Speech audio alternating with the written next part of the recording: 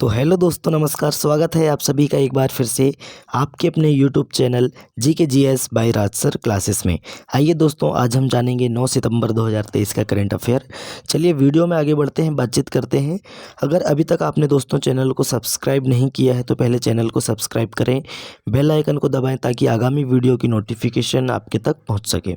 चलिए वीडियो में आगे बढ़ते हैं, पहला क्वेश्चन देखते हैं। दोस्तों क्वेश्चन है, अजय टू योगी आदित्यनाथ उपन्यास ने 67 लॉन्च करके रचा इतिहास। अब देख लेते हैं इसके बारे में, फुल जानकारी देखते हैं। तो दोस्तों हाल ही में लॉन्च किए गए एक ग्राफिक उपन्यास अजय टू योगी आदित्यनाथ ने दोस्तों एशिया बुक ऑफ रिकॉर्ड्स में अपना स्थान हासिल कर लिया है ना। और दोस्तों यह सबसे अधिक पुस्तक लॉन्च करके इतिहास रच दिया है ना। कितनी पुस्तक दोस्तों? तो 67 मतलब 67 पुस्तक लॉन्च करके अपना रिकॉर्ड हासिल किया है एशिया बुक ऑफ रिकॉर्ड में, है ना, अपना नाम दर्ज कर लिया है।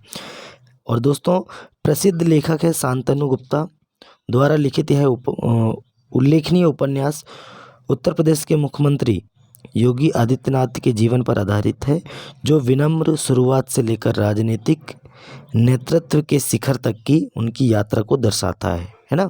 ये आपको याद रखना है। क्या है दोस्तों? अजय टू योगी आदित्यनाथ, शांतनु गुप्ता द्वारा लिखा उपन्यास, है ना। चलिए, फायर ऑन द गंगास, है ना। चलिए दोस्तों, क्या है? राधिका अयंगर की पुस्तक है। देखिए ये आपको लेखक भी याद रखना पड़ेगा, है ना। राधिका अयंगर जी हैं, इनकी पुस्तक है fire on the Ganga, life among the dead in Banaras का विमोचन किया, है ना।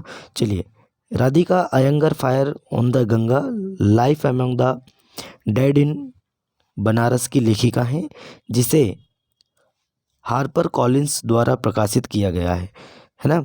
हार्पर कॉलिंस द्वारा इसको प्रकाशित किया गया है। राधिका अयंगर जी की पुस्तक है ये। और दोस्तों पुस्तक भारत में बनारस शहर, जिसे वाराणसी के रूप में भी जाना जाता है, कि विशेष रूप से मृत्यु और मृत्यु के बाद के जीवन के साथ इसके संबंध की पड़ताल करती है यह पुस्तक, है ना। तो ये आपको याद रखना, इसके लेखक कौन है फायर ऑन द गंगा के? तो राधिका अयंगर जी हैं। चलिए नेक्स्ट चलते हैं। ये अनुष्का शर्मा जी अभिनेत्री हैं। इनको दोस्तों महिला फैशन ब्रांड डब्लू ने अपना ब्रांड एम्बेसडर बनाया है ना। तो दोस्तों महिला फैशन ब्रांड है डब्लू, दोस्तों अनुष्का शर्मा को अपना ब्रांड एम्बेसडर चुना है। बस आपको इतना ही याद रखना है। चलिए आगे बढ़ते हैं, G20 समिट के बारे में देखते हैं। तो केंद्र सरकार ने दोस्तों आगंतुकों के लिए G20 India mobile app launch किया है। कौन सा ऐप लॉन्च किया है?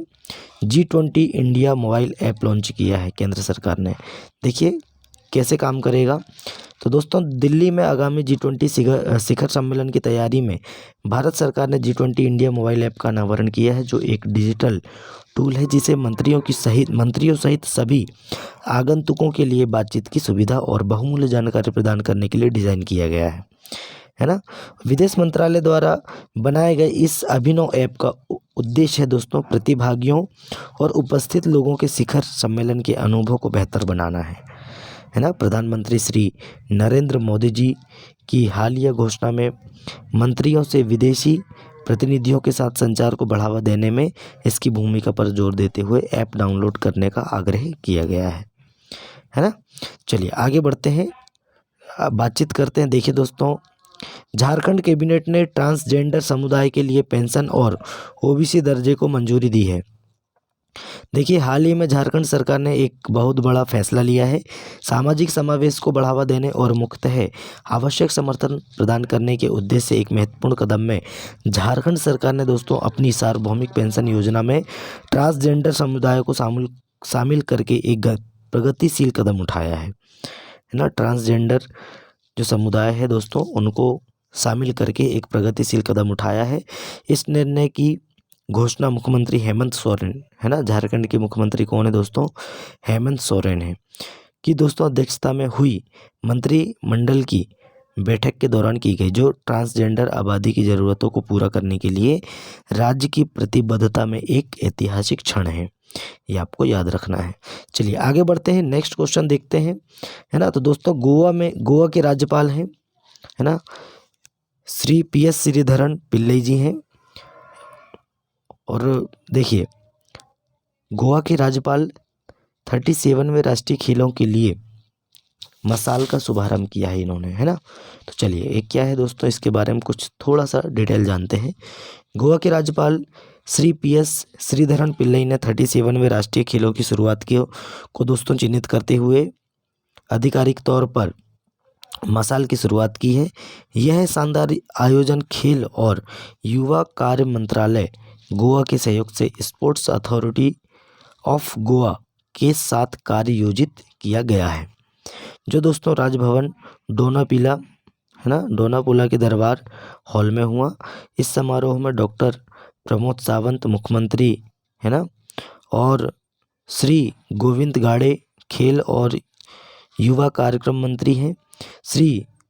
श्रीपद नाइक पर्यटन के राज्य मंत्री हैं और कई अन्य विशिष्ट मेहमानों को इन्होंने शामिल किए थे, है ना। चलिए आगे बढ़ते हैं, बातचीत करते हैं। G20 समिट बहुत ज़्यादा चर्चे में है अभी हाल ही में, है ना। तो तिमोर लेस्ते में दूतावास खोलेगा भारत। देखिए दोस्तों, एक देश है तिमोर लेस्ते।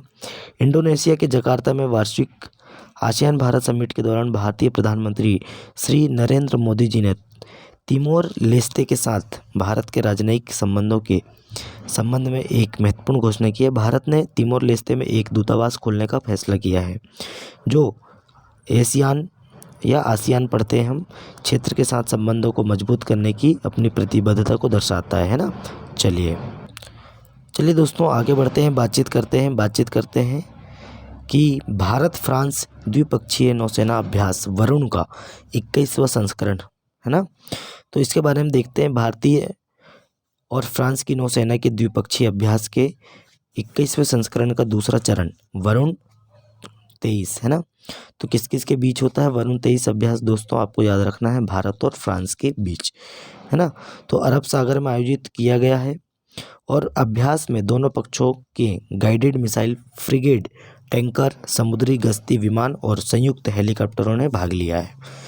तो ये आपको याद रखना है, वरुण का 21वां संस्करण हुआ है अरब सागर में, है ना। भारत और फ्रांस के बीच यह नौसेना अभ्यास है ना। चलिए आगे बढ़ते हैं, बातचीत करते हैं। 9वां क्वेश्चन है आज का हमारा, G20 शिखर सम्मेलन से पहले मोदी और बाइडेन ने दिल्ली में द्विपक्षीय बैठक की, है ना।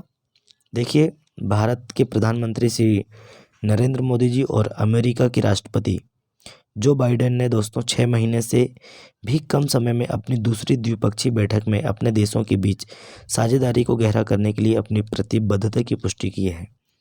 यह बैठक तब हुई जब दिल्ली ने औद्योगिक और विकासशील दोनों तरफ के ग्रुप ऑफ 20 देशों के नेताओं की मेजबानी की, है ना। नेताओं द्वारा जारी 29 सूत्री संयुक्त बयान में वैश्विक गठबंधनों के उभरते परिदृश्य में उनके संबंधों की बहुमुखी प्रकृति को रेखांकित किया है। ये आपको याद रखना है ना, किसके बीच समझौता हुआ है, भारत और अमेरिका के बीच। चलिए आज का लास्ट क्वेश्चन है दोस्तों, क्वेश्चन में आगे बढ़ते हैं। अफ्रीकी संघ भारत की अध्यक्षता में बना G20 का स्थायी सदस्य, है ना। देखिए दोस्तों, अफ्रीकी संघ 9 दिसंबर 2023 को दुनिया की सबसे बड़ी अर्थव्यवस्थाओं वाले देशों के समूह की G20 का स्थायी सदस्य बन गया है ना। प्रधानमंत्री नरेंद्र मोदी जी ने 2 दिवसीय G20 शिखर सम्मेलन के उद्घाटन सत्र को संबोधित करते हुए 55 देशों वाले अफ्रीकी संघ को नए सदस्य के तौर पर शामिल किए जाने की घोषणा की है। इस समय G20 के नेताओं का महामंथन भारत में चल रहा है और राजधानी दिल्ली में G20 शिखर सम्मेलन 2023 की शुरुआत हो चुकी है। इसी के साथ इस ग्रुप में नए सदस्य के रूप में अफ्रीकी संघ AU, है ना, को दोस्तों शामिल कराया गया है। ये आपको याद रखना है। तो दोस्तों आज का करंट अफेयर हमारा यहीं समाप्त होता है। वीडियो कैसा लगा कमेंट करके बताएं। अपने दोस्तों में ज़्यादा से ज़्यादा वीडियो को शेयर करें, लाइक करें और दोस्तों चैनल को सब्सक्राइब करें। चलिए मिलते हैं ऐसे ही वीडियो में, जब तक के लिए दोस्तों जय हिंद, जय भारत,